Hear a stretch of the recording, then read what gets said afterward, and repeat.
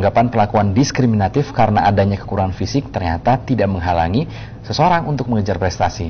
Nah, setelah meraih apa yang diinginkan, ia juga kemudian membagi pengalamannya dalam bentuk berbagi bersama kelompok difabel agar tidak patah semangat. Ya, justru keterbatasan fisik inilah yang menjadi kendaraannya mencari tujuan hidup.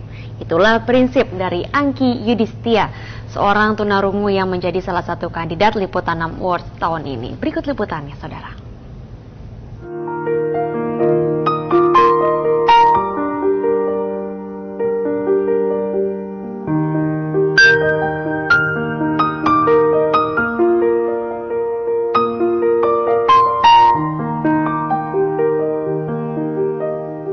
Cahaya damai, cahaya cinta,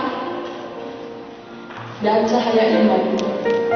Dunia komunikasi dan public speaking sudah menjadi minat dan hasrat Angki Yudhistia sejak kecil.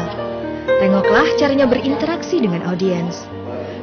Aku mau tanya, menurut kamu ketika pertama kali masuk ke sini, dikasih ini, apa yang dilakukan kamu? Sekilas, tak ada yang menyangka bungsu dari dua bersaudara ini memiliki keterbatasan pendengaran.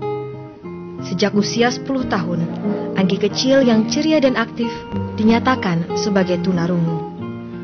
Emang waktu di Indonesia bagian timur, karena di sana selalu malarianya tinggi ya, jadi kita selalu kasih kalau anak demam kan, kita kasih obat malaria. Atau karena itu juga saya juga nggak ngerti.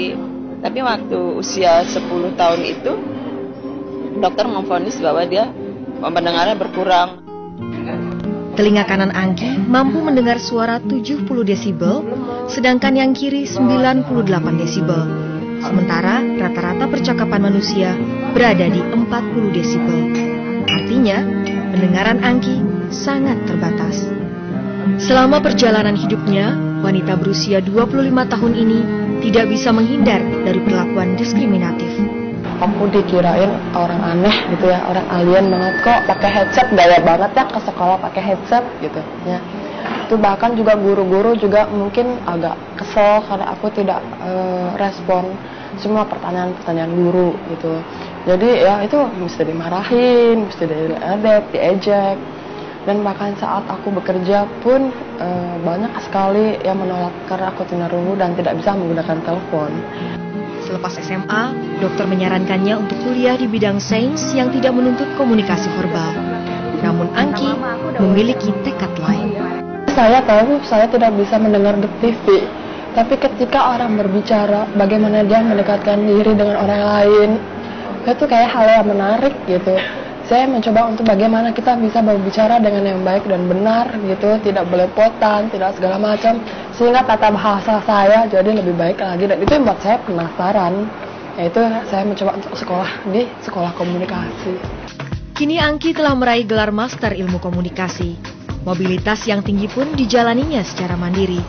Setelah sempat bekerja sebagai humas di sejumlah perusahaan besar, Angki beralih mengejar mimpinya yang lain.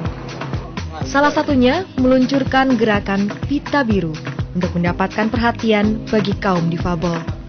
Angki meluncurkan buku berisi pengalamannya sekaligus berbagi ilmu ke sekolah dan komunitas tunarungu secara berkala. Hari ini kita akan belajar bahasa Inggris, dan kebetulan buku ini adalah A Deaf Woman Without English yang bahasa Inggris. Jadi aku mengajarkan mereka dengan buku ini belajar membaca, sehingga mereka lebih lancar juga belajar membaca tapi bahasa Inggris. Kehadiran Angki menumbuhkan semangat bagi mereka yang juga mengalami keterbatasan pendengaran. Kami punya gambaran, besok itu bisa jadi apa, besok itu mau ngapain lagi. Itu sebagai motivasi buat anak-anak kami di sini. Atau pelari atau apa saja. Kalau bersama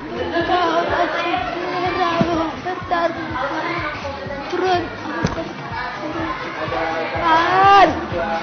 tak tanpa malu turun orang kata orang sulit orang kata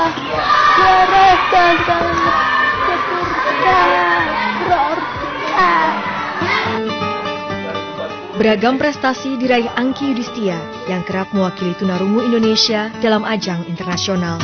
Ya tentunya bangga ya, karena di sisi ada kelemahan, tetapi ada kesuksesan yang lebih besar di balik itu semua nanti. Bagi Angki, keterbatasan bukanlah halangan, tapi justru penunjuk jalan kepada tujuan hidup yang berguna bagi sesama.